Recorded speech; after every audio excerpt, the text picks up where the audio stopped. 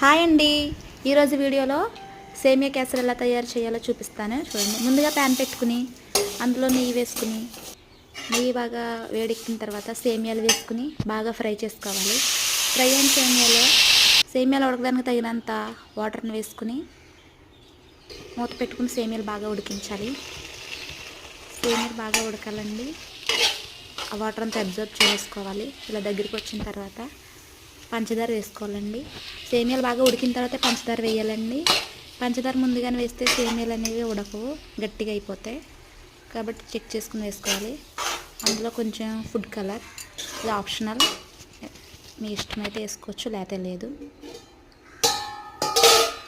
మిశ్రమం ఇలా బాగా దగ్గరికి రావాలి.